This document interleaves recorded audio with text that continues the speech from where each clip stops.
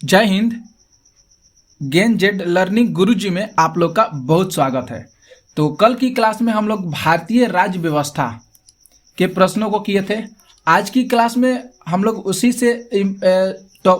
Important topic को आज लाए हैं, जो उसके आगे के प्रश्न हैं आज की क्लास में हम लोग करेंगे, क्योंकि जो भारतीय राज्य व्यवस्था है इससे प्रश्न अक्सर हमारे कॉम्पिटिटिव एग्जाम जैसे एसएससी, बैंक, रेलवे, जीडी और अदर कॉम्पिटिटिव जितने सारे एग्जाम होते हैं जैसे स्टेट पीसीएस हो गया, इसमें ये प्रश्नों को बार बार पूछे जाते हैं। तो मैं जो आप लोग को 1800 प्रश्नों को कराऊंगा जो भारतीय राज्य व्यवस्था से संबंधित होगा, जो आपके लिए बहुत इंपॉर्टेंट होगा। तो आप इस चैनल पर बने रहिएगा, और चैनल पर नए विजिट किए हैं तो चैनल को सब्सक्राइब जरूर करके रखिएगा, क्योंकि आपको डेली वीडियो आप लोग के पास मिलता रहेगा। तो आप इस चैनल पर नए हैं तो प्लीज़ चैनल को सब्सक्राइब कर लीजिए। आते हैं प्रश्न संख्या 1 पे। उसके आगे अगर वीडियो नहीं देख पाए तो आप डिस्क्रिप्शन में उसका लिंक दिया गया है, आप वहां से जाकर उस वीडियो को जरूर देख लीजिएगा, और उसके आगे के प्रश्नों को आज हम लोग कवर करेंगे। तो देख लीजिए प्रश्न संख्या 21, बहुत इंपॉर्टेंट प्रश्न ये भी है। करे कि इनमें से कौन संविधान सभा की प्रारूपण समिति का सदस्य नहीं था। बहुत अच्छा प्रश्न है। एजी अयंगार, के एम मुंशी, बीएन राव और मोहम्मद, यहाँ पे देख लीजिए मोहम्मद सादुल्लाह। बहुत अच्छा प्रश्न है 21 नंबर। तो यहाँ पे जो सही ऑप्शन जो हो रहा है, सी ऑप्शन सही हो रहा है, बीएन राव। बीएन राव जो थे संविधान सभा के प्रारूपण समिति के सदस्य नहीं थे। बाकी जितने सारे यहाँ पे सदस्य दिए गए हैं, एनजी अयंगार, के एम मुंशी और मोहम्मद सादुल्लाह, ये तीनों जो व्यक्ति हैं ये संविधान सभा के प्रारूपण समिति के सदस्य माने जाते हैं, लेकिन बीएन राव जो है प्रारूपण समिति के सदस्य नहीं माने जाते हैं। थोड़ा सा हम लोग इंपॉर्टेंट फैक्ट की ओर बात कर लेते हैं। देखिए यहाँ पे कुछ इंपॉर्टेंट पॉइंट दी गई है, बहुत ये जो है आपके लिए बहुत अहम भूमिका निभाएगा, आप इसे जरूर देख लीजिएगा। करे कि संविधान सभा की प्रारूप समिति के अध्यक्ष डॉक्टर अंबेडकर थे। ध्यान दीजिएगा, इसके अतिरिक्त कितने सदस्य थे? 6 सदस्य थे। कौन कौन 6 सदस्य थे? तो एनजी अयंगार, बीएल मित्रा, केएम मुंशी, कृष्णा स्वामी अयंगार, सैयद मोह सादुल्लाह और डीपी खेतान, ये सब जो थे 6 सदस्य थे जो संविधान सभा की प्रारूप समिति के सदस्य माने जाते हैं। कितने? 6। अब 6 सदस्यों का नाम जरूर याद रखिएगा। ऐसे ही प्रश्न आगे हमारे एग्जाम में पूछे जा सकते हैं। बाद में मित्रा के स्थान पर, देखिए यहाँ पे बाद में मित्रा के स्थान पर माधवराज तथा खेतान के स्थान पर कृष्णाचारी सदस्य बने हैं। तो इस बात को भी आपको ध्यान देना होगा। प्रेजेंट टाइम की बात किया है, ये प्रेजेंट टाइम की बात किया, प्रेजेंट टाइम का बात किया है कि मित्रा के स्थान पर माधवराज का आपको नाम याद करना होगा, और खेतान जो यहाँ पे डीपी खेतान है, इनके नाम पर कृष्णाचारी के जो है ये बने हैं, आप लोग को नाम इनका याद करना होगा। ठीक है, आगे प्रश्न पे आते हैं। प्रश्न संख्या 22 पे। 22 प्रश्न करें कि 26 नवंबर 1949 को भारत के संविधान के निम्नलिखित में से कौन से प्रावधान लागू हुआ था? 26 नवंबर 1949 को भारत के संविधान में कौन से प्रावधान को लागू किया गया था? नागरिकता को लागू किया गया था, कि निर्वाचन को लागू किया गया था, कि अस्थायी संसद को लागू किया था, कि मौलिक अधिकार को लागू किया गया था? तो साथियों, मित्रों, देखिए यहाँ पे कुछ ऑप्शन दिया गया है, ध्यान से देख लीजिए। यहाँ पे कुछ ABCD विकल्प दिया गया है, तो यहाँ पे हम लोग बी ऑप्शन को सही करते हैं। अरे भैया देखिए यहाँ पे बी ऑप्शन को सही कर रहे हैं, 1, 2, 3 ऑप्शन जो है यहाँ पे सही हो रहा है, क्योंकि 26 नवंबर 1949 को भारत के संविधान में कौन कौन से प्रावधान को लागू किया गया था? तो नागरिकता को लागू किया गया था, इस बात को आप लोग जरूर याद कीजिएगा। निर्वाचन को लागू किया गया था, और अस्थायी जो संसद है इसको लागू किया गया था। कब? 26 नवंबर 1949। इसको भी आपको ध्यान में रखना होगा। 26 नवंबर 1949 नागरिकता, निर्वाचन और अस्थायी सदस्यों को भारत के संविधान में इसको लागू किया गया था। ओके, इतना आप लोग को समझ में आ गया। आगे प्रश्नों को देखिए। प्रश्न संख्या 23, थोड़ा सा इसमें इंपॉर्टेंट पॉइंट भी है, ये भी हम लोग साथ में करते चलेंगे, क्योंकि यहाँ पे हम लोग को अहम जानकारी मिलता है। यहाँ से हमेशा अक्सर में परीक्षा में प्रश्न बनते रहते हैं। तो कह रहे हैं कि संविधान के कुछ अनुच्छेद जिसको हम 26 नवंबर 1949 से ही लागू कर दिया गया था, वे कौन कौन थे? 5 थे। देखिए यहाँ पे आर्टिकल का नाम बता रहा है, इसको भी आपको ध्यान में रखना होगा साथियों। 5, 6, 7, 8, 9, 60, 324, 366, 367, 379, 380, 388, 391, 392, 393 और 394, ये सब आर्टिकल है। इसको भी आपको ध्यान में रखना होगा कि संविधान के कुछ अनुच्छेद हैं कौन कौन जो 26 नवंबर 1949 से ही लागू कर दिया गया था उसको। तो इतना सारा आर्टिकल है, इसे आप जरूर ध्यान दे दीजिएगा। ओके, आगे प्रश्न पे आते हैं। प्रश्न संख्या 23, ये भी बहुत अच्छा प्रश्न है। ये हमारे अक्सर एग्जाम में पूछा गया है। ये प्रश्न हमेशा रिपीट होता आ रहा है कि भारत की संविधान सभा के बारे में निम्नलिखित में से कौन सा कथन जो है सही है। तो यहाँ पे 1 में कह रहा है कि प्रांतीय विधानसभाओं के सदस्यों द्वारा अप्रत्यक्ष रूप से सभा का चयन किया गया था। और दूसरा कह रहा है कि सार्वभौमिक वयस्क माता अधिकार के आधार पर चुनाव किए गए थे। तीसरा कह रहा है कि चुनाव की स्कीम का निर्धारण कैबिनेट डेलीगेशन द्वारा किया गया था। और चौथा कह रहा है कि सीटों का वर्गीकरण माउंटबेटन योजना के आधार पर किया गया था। ठीक है, अब हमको यहाँ पे बताना है कि कौन सा विकल्प जो है यहाँ पे सही हो रहा है कि भारतीय संविधान सभा के बारे में पूछा गया। अब यहाँ पे माइंड कुछ करेगा काम कि अरे भाई यहाँ पे कौन सा विकल्प सही हो रहा है। अगर ऐसे प्रश्न हमारे एग्जाम में आ जाते हैं तो यहाँ पे कुछ विकल्प दिए गए हैं, 4 विकल्प देख लीजिए ध्यान से। और यहाँ पे विकल्प को हमको सही करना है कि कौन से विकल्प सही कर रहे हैं। तो यहाँ पे देखिए साथियों, यहाँ पे डी ऑप्शन को हम लोग सही करते हैं। 1 और 3 ऑप्शन जो है यहाँ पे सही हो रहे हैं। यहाँ पे 1 और 3 ऑप्शन जो है सही हो रहे हैं। देखिए यहाँ पे 1 ये वाला और 3 ये वाला सही हो रहा है, क्योंकि प्रांतीय विधानसभाओं के सदस्यों द्वारा अप्रत्यक्ष रूप से सभा का चयन किया गया था। अप्रत्यक्ष रूप से सभा का चयन किया गया था, 1 ऑप्शन ये सही हो रहा है। और तीसरा ऑप्शन जो कर रहा है कि चुनाव की स्कीम का निर्धारण कैबिनेट डेलीगेशन द्वारा किया गया था, यहाँ पे तीसरा ऑप्शन सही हो रहा है। तो पहला तीसरा जो है भारतीय संविधान के बारे में एक विस्तृत जानकारी को प्रदान करता है, विस्तृत जानकारी देता है। कौन कौन सा? तो ऑप्शन पहला और ऑप्शन तीसरा। ठीक है, आगे प्रश्नों को देखिए। प्रश्न संख्या आते हैं। हाँ, इंपॉर्टेंट पॉइंट को भी हम लोग ध्यान में रखते हुए चलेंगे। इंपॉर्टेंट पॉइंट करें कि संविधान सभा का प्रांतीय विधानसभाओं के सदस्यों द्वारा अप्रत्यक्ष रूप से चयन किया गया था, बात को यहाँ पे सही बोला गया है। इसके लिए सार्वभौमिक वयस्क माता अधिकार का प्रयोग नहीं किया गया था और चुनाव की स्कीम का निर्धारण 1946 के कैबिनेट डेलीगेशन द्वारा तय किया गया था। तो ये इंपॉर्टेंट पॉइंट था, ये बातें को बोला गया है। तो ये सब आपको लिए इंपॉर्टेंट पॉइंट है, आप लोग इसे जरूर ध्यान में रखिएगा साथियों। आगे प्रश्न पे आते हैं। प्रश्न संख्या 24, बहुत अच्छा प्रश्न है, ये भी है आपके स्क्रीन पर। 24 नंबर प्रश्न करे कि निम्नलिखित में से किस अधिनियम में कलकत्ता में सर्वोच्च न्यायालय की स्थापना का प्रावधान किया गया था। बहुत अच्छा प्रश्न, बहुत मजेदार प्रश्न है। तो यहाँ पे देख सकते हैं, ए में दिया है रेगुलेटिंग एक्ट 1773, पीठ का भारत अधिनियम 1784, चार्टर एक्ट 1813 और चार्टर एक्ट 1833। प्रश्न संख्या 24, इसका विकल्प जो सही हो रहा है, ए ऑप्शन सही हो रहा है, रेगुलेटिंग एक्ट 1773। ठीक है, पूछा गया है कौन सा अधिनियम है, तो आपको याद करना होगा रेगुलेटिंग एक्ट 1773 के अनुसार कलकत्ता में सर्वोच्च न्यायालय की स्थापना का प्रावधान किया गया था। Regulating act 1773। ओके, आगे यहाँ पे कुछ इंपॉर्टेंट पॉइंट को भी ध्यान में हम लोग देख लेते हैं। 1773 के रेगुलेटिंग एक्ट के तहत 1774 में कलकत्ता में सर्वोच्च न्यायालय की स्थापना किया गया था और सर एलिजा इसके प्रमुख न्यायाधीश बने थे। इसको भी आपको ध्यान देना होगा, सर एलिजा का नाम आया। सर एलिजा जो थे इसके प्रमुख न्यायाधीश बने थे 1773 के रेगुलेटिंग एक्ट के तहत। ओके, आगे प्रश्न पे आते हैं। प्रश्न संख्या 25, यहाँ पे 25 प्रश्न करें कि केंद्र में कौन सा एक्ट द्विसदनीय विधायिका लाया। कौन सा एक्ट लाया था, जो हम केंद्र है इसमें कौन सा एक्ट जो है द्विसदनीय विधायिका को लाया था। तो 1961 एक्ट, 1917 एक्ट, 1919 एक्ट और 1915 एक्ट। तो यहाँ पे जो ऑप्शन सी हो रहा है ये सही हो रहा है। 1919 एक्ट के तहत ये जो है द्विसदनीय विधायक जो है केंद्र में लाया गया था, 1919 एक्ट। ओके, देखिए यहाँ पे कुछ इंपॉर्टेंट पॉइंट को बताया गया, बहुत इंपॉर्टेंट पॉइंट। यहाँ पे कुछ बातें जो है यहाँ से भी हमारे एग्जाम में बहुत ज़्यादा बनने के संभावनाएं रहती है, बहुत ज़्यादा प्रश्न बनते भी रहते हैं। तो यहाँ पे कहा रहा है कि 1919 के भारत सरकार अधिनियम द्वारा केंद्र में द्विसदनीय विधान पालिका की स्थापना की गई थी। ठीक है, और ऊपरी सदन राज्य परिषद कहलाता था।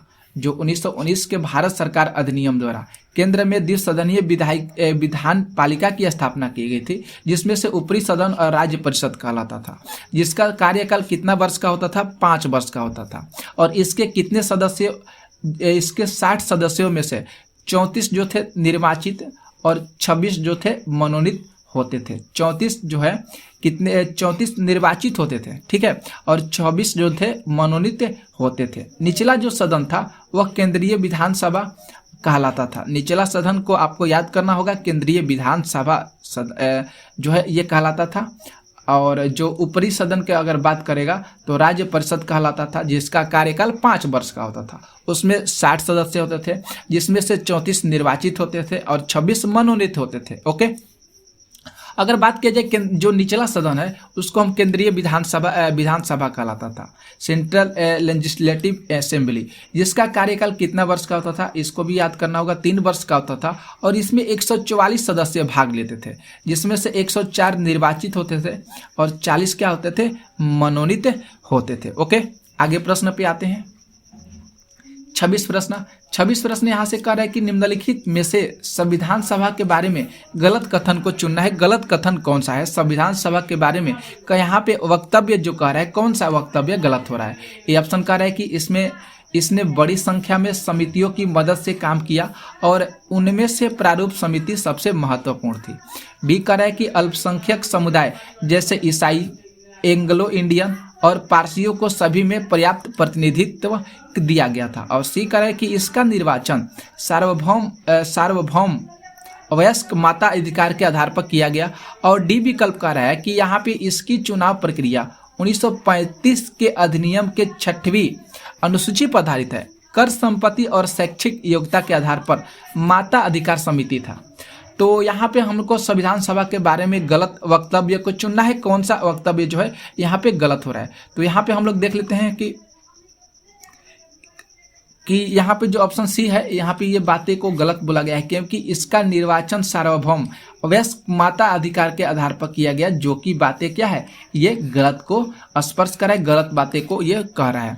ये संविधान सभा के बारे में ये बातें गलत कह रहा है। बाकी ए ऑप्शन, बी ऑप्शन और डी ऑप्शन जो है यहाँ पे सही हो रहा है। ओके, अब आते हैं कुछ इंपॉर्टेंट पॉइंट की हम लोग ध्यान दे लेते हैं, यहाँ से कुछ हम लोग को जानकारी अच्छे से मिल सकता है।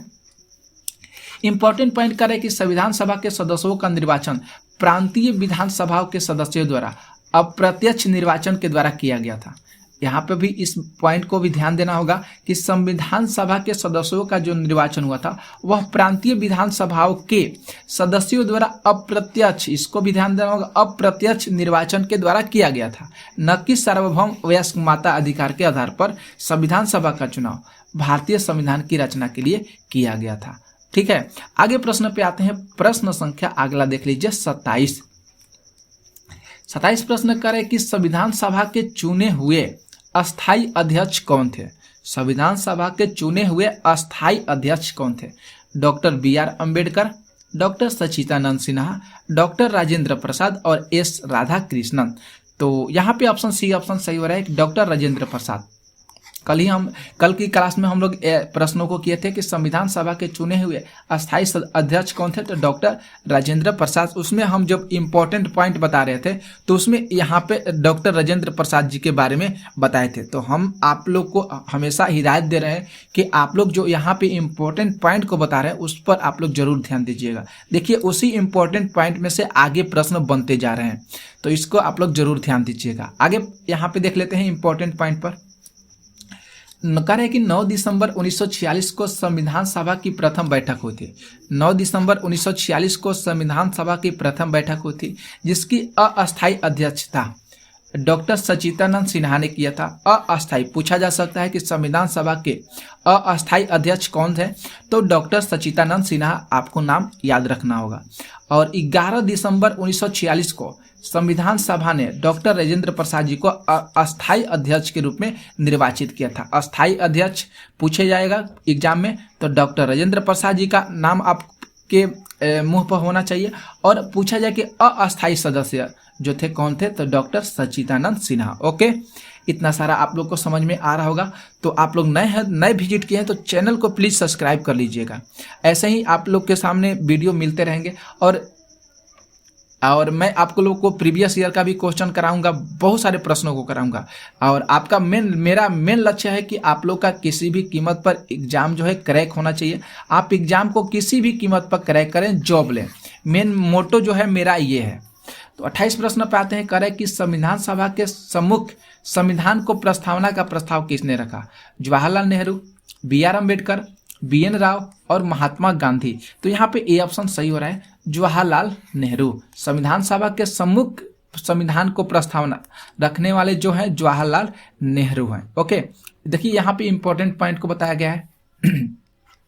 कह रहे कि संविधान सभा में 13 दिसंबर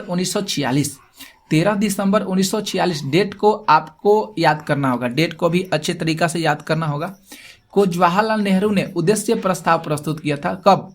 संविधान सभा में जवाहरलाल नेहरू ने उद्देश्य प्रस्ताव प्रस्तुत किया था। कब? ये भी प्रश्न पूछा जा सकता है, तो आप लोगों का डेट याद करना होगा 13 दिसंबर 1946, जिसे 22 जनवरी 1947 को पारित किया गया। यही उद्देश्य प्रस्ताव प्रस्तावना का प्रारूप बन गया, जो आज तक चलता आ रहा है। ओके, आगे प्रश्न पे आते हैं। प्रश्न संख्या 29 नंबर जो प्रश्न करे कि भारतीय संविधान को बनाने हेतु भारतीय संविधान सभा के कुल कितने अधिवेशन हुए थे? 7 हुए थे, 9 हुए थे, 12 हुए थे कि 15 हुए थे? तो यहाँ पे सी ऑप्शन सही हो रहा है, 12 हुए थे, क्योंकि संविधान सभा को बनाने में भारतीय संविधान के कुल कितने अधिवेशन लगे थे? तो 12 अधिवेशन थे। अब हम लोग यहाँ पे कुछ इंपॉर्टेंट पॉइंट को देख लीजिए ध्यान से। भारतीय संविधान के निर्माण में संविधान सभा के 2 वर्ष 11 माह और 18 दिन का समय लगा था, ये तो आप लोग को जानकारी ही होगा। और कह रहे कि कुल 11 अधिवेशन जो थे, कुल अवधि 165 दिन लगा था। 11 अधिवेशन में कुल अवधि जो थे दिनों की संख्या 165 दिन हुए थे। और संविधान सभा के सदस्यों द्वारा भारतीय संविधान पर हस्ताक्षर करने के लिए 12वां अधिवेशन जो 24 जनवरी 1950 को लागू हुआ था। ये भी आप लोग को दिमाग में ये प्रश्न होना चाहिए कि संविधान सभा के सदस्यों द्वारा भारतीय संविधान पर हस्ताक्षर करने के लिए कौन सा अधिवेशन जो है 24 जनवरी 1950 को लागू हुआ था? तो तुरंत आपके दिमाग में आना चाहिए 12वां अधिवेशन। ओके, आगे प्रश्न पे आते हैं। प्रश्न संख्या 30 को देखिए। 30 प्रश्न करे कि भारतीय संविधान का प्रथम प्रारूप तैयार किया गया था BR अम्बेडकर के द्वारा, BN राव के द्वारा, के संथानम के द्वारा और KM मुंशी के द्वारा। तो यहाँ पे ऑप्शन बी ऑप्शन सही हो रहा है, BN राव के द्वारा। ओके, भारतीय संविधान का प्रथम प्रारूप BN राव के द्वारा तैयार किया गया था। इंपॉर्टेंट पॉइंट पर आते हैं। संविधान सभा के संवैधानिक सलाहकार जो थे BN राव जो थे, संविधान का पहला प्रारूप तैयार किए थे। ये भी आप लोग को दिमाग में होना चाहिए, इस यहाँ से ये पॉइंट को, बहुत अच्छा पॉइंट है। और प्रारूप समिति ने BN राव को द्वारा प्रस्तुत प्रारूप पर विचार करके उसमें से कुछ परिवर्तन किया और उनके द्वारा संविधान सभा के समक्ष यह क्या किया, प्रस्तुत किया। और BN राव को मूल प्रारूप में 243 अनुच्छेद और 13 अनुसूचियां थी। BN राव द्वारा जो मूल प्रारूप तैयार किया गया था तो उस समय 243 अनुच्छेद थे और 13 क्या थी, अनुसूचियां थी। ओके, आगे प्रश्न पे आते हैं। प्रश्न देखिए 31 प्रश्न करें कि भारत के संविधान में सम्मिलित समवर्ती सूची किस देश की देन है? सोवियत संघ की देन है, ऑस्ट्रेलिया, इटली और कनाडा। तो यहाँ पे भैया सही हो रहा है ऑप्शन नंबर बी, ऑस्ट्रेलिया की देन है। भारत के संविधान में सम्मिलित समवर्ती सूची जो है किस देश की देन है? तो ऑस्ट्रेलिया की देन है। आगे देख लीजिए, इंपॉर्टेंट पॉइंट पर आते हैं। भारत के संविधान में समवर्ती सूची को ऑस्ट्रेलिया के संविधान से लिया गया है। जो हम लोग की समवर्ती सूची है भारत के संविधान का, वह ऑस्ट्रेलिया देश से लिया गया है।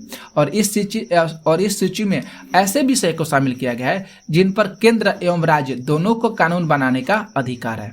जो ऑस्ट्रेलिया से जो समवर्ती सूची को ऑस्ट्रेलिया के संविधान से लिया गया है, तो यहाँ पे हमारे देश में, भारत देश में, यहाँ पे जो कानून बनाने का अधिकार है वह केंद्र को भी है और राज्य दोनों को है। लेकिन टकराव की स्थिति में केंद्र द्वारा निर्मित कानून ही हमारे जो हम लोग का देश है भारत देश, इसमें मान्य होता है। जितने भी जैसे केंद्र सरकार जो भी अपना कानून लागू कर दिया तो वह पूरे देश में लागू हो जाता है। ठीक है कि नहीं? मतलब लागू हो जाता है कि लागू हो जाता है। तो सारा राज्य जो है केंद्र सरकार की बातें को क्या करता है, निर्णय जो केंद्र सरकार लेती है उसकी बात को अग्रिम रूप से मानता है और इसे भारतीय संविधान की 7वीं अनुसूची में शामिल किया गया है। ओके, आगे प्रश्न पे आते हैं। प्रश्न संख्या 32। 32 प्रश्न यहाँ पे करें कि राज्यसभा के गठन में प्रतिभा, अनुभव एवं सेवा को प्रतिनिधित्व देने में भारतीय संविधान निर्माता निम्नांकित उदाहरण से प्रभावित हुए थे। कौन कौन सा है? था आयरिश गणतंत्र, कनाडा, संयुक्त राज्य अमेरिका और ऑस्ट्रेलिया। तो तुरंत आपके दिमाग में ये प्रश्न चला गया कि आयरिश गणतंत्र होना चाहिए। ये ऑप्शन यहाँ पे सही हो रहा है, आयरिश गणतंत्र। ठीक है, यहाँ पे कुछ इंपॉर्टेंट पॉइंट को देख लीजिए। राज्यसभा के गठन में प्रतिभा, अनुभव और सेवा को प्रतिनिधित्व देने में भारतीय संविधान जो है निर्माता आयरिश जो है, आयरिश कहाँ थे? तो आयरलैंड, आयरिश से आयरलैंड मतलब यहाँ पे आ गया होगा, गणतंत्र से प्रभावित हुए थे। और इसका वर्णन भारतीय संविधान के भाग 5 के अनुच्छेद 80 के 3 में किया गया था। भाग 5 के अनुच्छेद 80(3) में किया गया था। आगे प्रश्न पे आते हैं। 33 प्रश्न मिलान करने वाला प्रश्न है, क्योंकि अब अक्सर जो एग्जाम कॉम्पिटिटिव एग्जाम होंगे वहाँ पे अक्सर आपको मिलान करने वाले प्रश्न देखने को मिलेंगे और कथन से जरूर मिलेंगे। इस बात को भी आप जरूर ध्यान में रख लीजिएगा। मैं ऐसे सारे प्रश्नों को कराऊंगा कि जो आपके एग्जाम में पूछे जाए, एक एक प्रश्नों को छाट कर कराऊंगा जो इम्पोर्टेंट है। तो यहाँ पे मिलान करने वाला है। देखिए, सूची 1 सूची 2 दिया गया है और भारत के संविधान के उपबंध और स्रोत दिया गया है। तो यहाँ से देख लीजिए, संविधान संशोधन, निर्देशक तत्व, राष्ट्रपति का आपात और संघ राज्य संबंध दिया गया है। यहाँ पे कुछ नीचे विकल्प को दिया गया है, देख लीजिए यहाँ पे कुछ विकल्प दिए गए हैं और हमको यहाँ पे विकल्प को चुनना है कौन सा विकल्प सही हो रहा है। तो देखिए साथियों, यहाँ पे हम लोग बी ऑप्शन को सही करते हैं। 3 4 1 2 विकल्प सही हो रहा है। 3 4 1 2 विकल्प क्या है? यहाँ पे सही हो रहा है। तो चलिए हम लोग मिलान करते हैं। संविधान संशोधन, ये दक्षिण अमेरिका का संविधान अधिकार है। निर्देशक तत्व की बात किया जाए तो आयरिश संविधान हो जाएगा, आयरलैंड। और अभी बताएं, निर्देशक तत्व आयरिश संविधान, आयरलैंड। राष्ट्रपति का आपात किया जाए तो यहाँ पे हो जाएगा जर्मनी का संविधान। और संघ राज्य संबंध का अधिकार देखा जाए यहाँ पे संघ राज्य का, तो यहाँ पे होना चाहिए कौन? कनाडा का संविधान। ओके, संघ राज्य का याद करना होगा, कनाडा का संविधान से लिया गया था। राष्ट्रपति का आपात जर्मनी का संविधान से लिया गया था। निर्देशक तत्व की बात की जाए तो दक्षिण अफ्रीका का संविधान से लिया गया था। और यहाँ पे संविधान संशोधन बात की जाए तो आयरिश जो है आयरलैंड से लिया गया था। अभी जस्ट इस प्रश्नों को कराए हैं। आगे प्रश्न पे आते हैं, प्रश्न संख्या 34 प्रश्न करें कि निम्नलिखित में से कौन 1919 में दिल्ली में हुए अखिल भारतीय खिलाफत सम्मेलन का अध्यक्ष चुने गए थे? मोतीलाल नेहरू, महात्मा गांधी, A.M. जिन्ना और शौकत अली। बहुत अच्छा प्रश्न है, बहुत इंपॉर्टेंट प्रश्न है ये। 34 नंबर जो प्रश्न होगा यहाँ पे बी ऑप्शन सही हो रहा है, महात्मा गांधी। 1919 में दिल्ली में हुए अखिल भारतीय खिलाफत आंदोलन के अध्यक्ष महात्मा गांधी जी को चुने गए थे। इंपॉर्टेंट पॉइंट पे आते हैं हम लोग। ये पॉइंट बहुत इंपॉर्टेंट है, इसको आप लोग जरूर याद कीजिएगा। प्रश्न बनने के बहुत ज़्यादा संभावनाएं रहते हैं, मैं आपको गारंटी दे रहे हैं। अखिल भारतीय खिलाफत कमेटी ने जमीयत उल उलेमा के सहयोग से खिलाफत आंदोलन का संगठन किया और इसमें मोहम्मद अली ने 1920 में खिलाफत घोषणा पत्र प्रसारित किए और राष्ट्रपति आंदोलन का नेतृत्व गांधी जी ने ग्रहण किया। गांधी जी का नाम आ गया और गांधी जी के प्रभाव से खिलाफत आंदोलन और असहयोग आंदोलन एक रूप हो गया था। और मई 1920 तक खिलाफत कमेटी ने महात्मा गांधी की अहिंसात्मक असहयोग योजना का क्या किया था? समर्थन किए थे। ओके, आगे प्रश्नों को देखिए। प्रश्न संख्या 35 प्रश्न करें कि भारत में द्वैध शासन, इसको भी ध्यान दीजिएगा, बहुत अच्छा प्रश्न है, ये भी इंपॉर्टेंट है। भारत में द्वैध शासन सर्वप्रथम निम्नलिखित में से किसके अधीन आरंभ हुआ था? जो द्वैध शासन है तो मेलो मिंटो सुधार, चेम्सफोर्ड सुधार, साइमन आयोग योजना और भारत सरकार अधिनियम 1935। तो बहुत अच्छा प्रश्न है ये। हम लोग यहाँ पे चेम्सफोर्ड सुधार जो है इसको हम लोग सही करते हैं, सही ऑप्शन हो रहा है कि भारत में जो द्वैध शासन का प्रारंभ हुआ था, यह जो हुआ था चेम्सफोर्ड सुधार अधिनियम से, यह क्या हुआ था? प्रारंभ हुआ था। आगे देख लीजिए, यहाँ पे कुछ पॉइंट बताया गया है। यहाँ पे द्वैध शासन पद्धति जो है संवैधानिक व्यवस्था की एक रूप मानी जाती है और द्वैध शासन जो है इसका शासन का सिद्धांत सबसे पहले अंग्रेज लियोनेल कर्टिस ने प्रतिपादित किया था। द्वैध शासन का जो सिद्धांत है सबसे पहले अंग्रेज लियोनेल कर्टिस ने इसे प्रतिपादित किया था। इसे भी आप जरूर ध्यान दीजिएगा। जो बहुत दिनों तक राउंड लेबिल का संपादक रहा था, किसका? राउंड लेबिल, माफ कीजिएगा, राउंड टेबल का संपादक रहा था। बाद में यह सिद्धांत 1919 में भारतीय शासन विधान में लागू किया गया, जिसके अनुसार प्रांतों में द्वैत शासन को स्थापित किया गया। ये अहम जानकारी है, बहुत इंपॉर्टेंट जानकारी है। अगर आप लोग को जानकारी नहीं होगा तो यह आप लोग को बहुत अच्छे से जानकारी भी मिल गया कि द्वैत शासन जो है भारत देश में क्यों लागू हुआ था, इसके भी बारे में आप लोग को जानकारी हो गया। आगे प्रश्नों को देखिए। प्रश्न 36 का है, निम्नलिखित में से कौन सी भारत सरकार अधिनियम 1919 की मुख्य विशेषताएं थी? तो पहला करें कि मुसलमानों के लिए पृथक निर्वाचक मंडल का प्रारंभ। दूसरा करें केंद्र द्वारा प्रांतों को विधायी विधान मंडलों का विस्तार और पुनर्गठन। 3 करें कि केंद्रीय और प्रांतीय विधान मंडलों का विस्तार तथा पुनर्गठन। 3 विकल्प है, यहाँ पे हम लोग को 3 विकल्पों को सही से चुनना होगा, कौन से विकल्प यहाँ पे सही हो रहे हैं। तो देखिए यहाँ पे 36 नंबर प्रश्न का उत्तर जो होगा डी ऑप्शन सही हो रहा है। 2 और 3 विकल्प यहाँ पे सही हो रहे हैं। 1919 की मुख्य विशेषताएं पूछ रहा है भारत सरकार अधिनियम के अनुसार, तो 2 यहाँ पे और 3 ये दोनों विकल्प सही हो रहे हैं। क्यों? क्योंकि केंद्र द्वारा प्रांतों को विधायी विधान मंडलों का विस्तार और पुनर्गठन किया गया था जब भारत सरकार अधिनियम 1919 को लागू किया गया था। और तीसरा करें कि केंद्रीय और प्रांतीय विधान मंडलों का विस्तार और पुनर्गठन किया गया था। तो 2 और 3 यहाँ पे सही हो रहा है। आगे कुछ हम लोग इंपॉर्टेंट पॉइंट को ध्यान में देख लेते हैं। तो यहाँ से चल रहा है कि युद्ध के बाद भारत की प्रशासनिक व्यवस्था में जो बदलाव लाए गए थे वह मॉन्टेग्यू चेम्सफोर्ड सुधार, जिसे भारत सरकार अधिनियम 1919 भी कहा जाता है। भारत सरकार अधिनियम 1919 का भी नाम है, देखिए यहाँ पे मॉन्टेग्यू चेम्सफोर्ड, इसे भी आप जरूर ध्यान दीजिएगा। और कह रहे कि के परिणाम थे, इन सुधारों द्वारा केंद्रीय विधानमंडल को द्विसदनीय बना दिया गया था। कौन सा? तो द्विसदनीय बना दिया गया था। इनमें से एक सदन को राज्य परिषद और दूसरे सदन को केंद्रीय विधानसभा भी कहा गया था। एक सदन को राज्य परिषद और दूसरे सदन को केंद्रीय विधानसभा कहा गया था। दोनों सदनों में निर्वाचित सदस्यों का बहुत ज़्यादा बहुमत था। केंद्रीय विधायिका की शक्तियों में कोई परिवर्तन नहीं किया गया था, सिवाय केंद्र के दोनों सदनों की स्थापना के। कार्यकारी परिषद के सदस्य जो कि मंत्रियों के समान थे, वह विधायिका के प्रति उत्तरदायी नहीं थे। अर्थात कह रहा है कि वे सत्ता में बने रह सकते थे, लेकिन वह उस विधायिका के प्रति उत्तरदायी नहीं थे, चाहे विधायिका के सदस्य के बहुमत का समर्थन उन्हें प्राप्त हो या नहीं हो। ओके, इसके बाद देखिए 37 नंबर प्रश्नों को देखिए। बहुत अच्छा प्रश्न, बहुत इंपॉर्टेंट प्रश्न है 37 जो यहाँ पे प्रश्न करे कि वर्ष 1950 में भारत के संविधान ने भारत के राज्यों को ABCD कोटि में विभाजित किया था। वर्ष 1950 में बात कर रहा है कि भारत के संविधान ने भारत के राज्यों को ABCD 4 भागों में विभाजित किया था। इसके संदर्भ में कौन कौन से कथन सही हो रहे हैं? बहुत अच्छा प्रश्न है, इंपॉर्टेंट बहुत प्रश्न है ये। एक कह रहा है कि मुख्य आयुक्त कोटि A राज्यों का कार्यपालक अध्यक्ष था, राज्य प्रमुख कोटि B राज्यों का कार्यपालक अध्यक्ष था, और राज्यपाल कोटि C और D राज्यों का कार्यपालक अध्यक्ष था। तो इसी तरह B और C और D विकल्प दिया गया है। अब यहाँ पे हम लोग को सही करना है कौन सी विकल्प सही हो रहे हैं। तो देखिए डायरेक्ट मैं यहाँ पे आंसर कर देते हैं सही, C ऑप्शन को सही करें, क्योंकि राज्यपाल जो कोटि A थे वह राज्यों का कार्यपालक अध्यक्ष था, और राज्य प्रमुख कोटि B राज्यों का कार्यपालक अध्यक्ष था। ये भी A भी था और B भी था, और C जो था यह मुख्य आयुक्त कोटि C और D राज्यों का कार्यपालक अध्यक्ष था। तो यहाँ पे C ऑप्शन सही हो रहा है। ओके,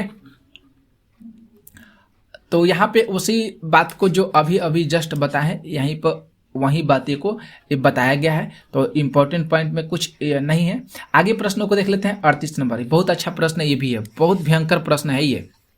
करें कि भारत की संविधान 1946 के प्रांतीय निर्वाचनों के आधार पर चुनी गई थी। संविधान सभा में मुस्लिम लीग के निकल जाने के बाद यह पाया गया कि सभा के अधिकतर सदस्य कांग्रेस के भी सदस्य थे।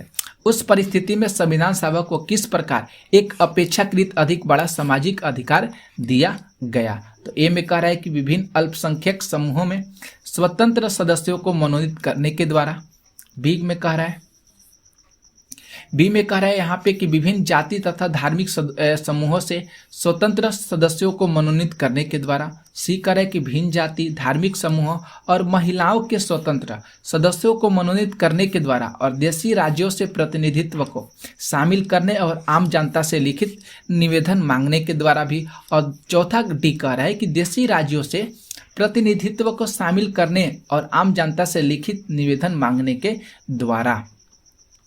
तो यहाँ पे इस जो बातें बोला गया है 38 का, यहाँ पे हम सी ऑप्शन को लग रहा है यहाँ पे सही हो रहा है ये वाला, कि क्योंकि भिन्न जाति, धार्मिक समूह और महिलाओं के स्वतंत्र सदस्यों को मनोनीत करने के द्वारा और देशी राज्यों में प्रतिनिधित्व को शामिल करने और आम जनता से लिखित निवेदनों के द्वारा भी उस समय 1946 का प्रांतीय निर्वाचन के आधार पर यह सब बातें को चुना गया था। ठीक है, तो आप लोग 38 का सी ऑप्शन को सही कर लीजिएगा। सी ऑप्शन सही हो रहा है। अब यहाँ पे कुछ बातें को भी बता दिया गया है, वही बातें जो अभी अभी हमने जस्ट बताए हैं उसी बातें को यहाँ पर भी बताया गया है। आगे प्रश्नों को देखिए, प्रश्न संख्या आते हैं 39 प्रश्न करें कि भारत सरकार अधिनियम 1935 में अंतर्निहित अनुदेश पत्र को वर्ष 1950 में भारत के संविधान में किस रूप से संविष्ट किया गया था, मतलब शामिल किया गया था। मूलाधिकार, राज्य के नीति निर्देशक तत्व, राज्य की कार्यपालिका शक्ति का विस्तार और भारत सरकार का कार्य संचालन। तो यहाँ पे ऑप्शन बी सही हो रहा है, राज्य के नीति निर्देशक तत्व। बी ऑप्शन यहाँ पे सही हो रहा है, राज्य के नीति निर्देशक तत्व। ओके, आते हैं कुछ इंपॉर्टेंट पॉइंट को ध्यान रख लीजिए। करे कि भारत सरकार अधिनियम 1935 में अंतर्निहित अनुदेश पत्र को वर्ष 1950 में भारत के संविधान राज्य में की नीति निर्देशक तत्व के रूप में उसको शामिल किया गया था, समाविष्ट किया गया था। और वर्तमान संविधान के भाग 4 में नीति निर्देशक तत्व को भी शामिल किया गया था। संविधान के भाग 4 में नीति निर्देशक तत्व को भी शामिल किया गया था, जो कि राज्यों को प्राप्त निर्देश है। यह तत्व हमारे राज्य के कल्याणकारी चरित्र को भी प्रतिबिंबित करते हैं और इनके पीछे विधिक सत्य नहीं है बल्कि नैतिक बल निहित है। विधिक सत्य का मतलब पीछे का जो सत्य है, विधिक जो है ये सत्य नहीं है, लेकिन नैतिक बल जो है यहाँ पे निहित है। आगे प्रश्न पे आते हैं, प्रश्न संख्या 40 प्रश्न आया है मिलान संबंधी। यहाँ पे अधिनियम है और उसकी विशेषताएं दिया गया है। बहुत यहाँ पे भी प्रश्न है कि दी इंडियन काउंसिलिंग एक्ट 1892 और दी इंडियन काउंसिलिंग एक्ट 1909, इसको भी आपको ध्यान देना होगा। भारत सरकार अधिनियम 1919 और भारत सरकार अधिनियम 1935। तो यहाँ पे देखिए कुछ कूट दिया गया है। देखिए साथियों, यहाँ पे 40 नंबर का कुछ यहाँ पे ऑप्शन दिया गया है, तो हम लोग ए ऑप्शन को सही करते हैं। 2 4 3 1, 40 का ए ऑप्शन यहाँ पे सही हो रहा है। 2 4 3 1 यहाँ पे सही हो रहा है। 2 4 3 1। तो यहाँ पे दी इंडियन काउंसिलिंग एक्ट, ये जो है निर्वाचन के सिद्धांत के शुरुआत हुआ था। दी इंडियन काउंसिलिंग एक्ट 1892, यह निर्वाचन के सिद्धांत की शुरुआत हुआ था। और बी ऑप्शन जो है दी इंडियन काउंसिलिंग एक्ट 1909, दी इंडियन काउंसिलिंग एक्ट 1909, ये देखिए हम लोग चौथा को हम लोग सही करते हैं क्योंकि जगह स्पेस कम होने की वजह से ऐसा हुआ है। मुसलमानों के लिए पृथक निर्वाचन क्षेत्र की शुरुआत। और सी ऑप्शन यहाँ पे हम लोग करेंगे, भारत सरकार अधिनियम 1919 जो है प्रांतों में द्वैत शासन की शुरुआत। अभी हमने जस्ट बताया है, भारत सरकार अधिनियम 1919 प्रांतों में द्वैत शासन की जो है शुरुआत होगा। और भारत सरकार जो अधिनियम होगा, यहाँ पे पहला सही हो रहा है। यहाँ पे देख लीजिए, यहाँ पे ये सही होगा पहला, कि प्रांतीय स्वायत्तता की शुरुआत। तो इसे आप लोग जरूर ध्यान दे लीजिएगा। आगे प्रश्न पे आते हैं, प्रश्न संख्या अगला देख लेते हैं 41 जो प्रश्न करे कि 1919 के भारत सरकार अधिनियम ने इसमें क्या क्या लागू किए थे। केंद्र में द्विसदनीय विधानमंडल स्थापित किए थे, प्रांतीय कार्यकारिणी में द्वि शासन आरंभ किए और भारत में संघीय शासन प्रणाली को आरंभ किया गया था। तो 1919 में भारत सरकार अधिनियम के बारे में पूछा गया है प्रश्न। तो यहाँ पे डी ऑप्शन जो है सही हो रहा है, केवल 1 और 2 ऑप्शन सही हो रहा है। यहाँ पे कौन सा 1 और 2, ये और ये। केंद्र में द्विसदनीय विधानमंडल स्थापित किया गया और दूसरा करे कि प्रांतीय कार्यकारिणी में द्वि शासन को आरंभ किया गया। पहला और दूसरा विकल्प यहाँ पे सही हो रहा है। ओके, तो यहाँ पे इंपॉर्टेंट पॉइंट को बहुत ध्यान से देखिएगा, बहुत अच्छा इंपॉर्टेंट पॉइंट है, क्योंकि भारत सरकार अधिनियम 1919 यूनाइटेड किंगडम के द्वारा संसद द्वारा जाना पारित एक विधान था, जिसे मॉन्टेग्यू चेम्सफोर्ड सुधार के नाम से जाना जाता है। इसकी विशेषताएं इस प्रकार है, विशेषताएं भी आपसे प्रश्न में पूछा जा सकता है। तो केंद्र में द्विसदनात्मक विधायिका की स्थापना, केंद्र में प्रत्यक्ष निर्वाचन व्यवस्था, प्रांतों में द्वैत शासन प्रणाली की शुरुआत और लोक सेवा आयोग का गठन किया गया। पांचवा कार्य कि पहली बार महिलाओं को सीमित मात्रा में मत देने का अधिकार। और छठा 6 कार्य है कि केंद्रीय बजट को राज्य के बजट से अलग किया गया। तो यह भारत सरकार अधिनियम 1919 के था। इसकी विशेषताएं अगले प्रश्न देख लेते हैं, जो आज की क्लास का सबसे लास्ट प्रश्न है, बहुत अहम प्रश्न है। 42 प्रश्न करें कि भारत के संविधान निर्माण के लिए बुलाई गई भारत की संविधान सभा ने गोपीनाथ बरदलई की अध्यक्षता में एक उप समिति नियुक्त किया गया। नियुक्त को इस समिति द्वारा निम्नलिखित में से कौन सी अनुशंसाएं दी गई थी? पहला करें कि उत्तर पूर्व सीमांत जनजाति और अपवर्जित क्षेत्र के लिए 5वीं अनुसूची। दूसरा करें कि असम के समस्त स्वायत्त जिलों में जिला परिषद का गठन। तीसरा करें कि उत्तर पूर्व सीमांत जो जनजाति और अपवर्जित क्षेत्रों के लिए 6ठी अनुसूची। और चौथा करें कि उत्तर पूर्व भारत में राज्य क्षेत्रों का सीमांकन।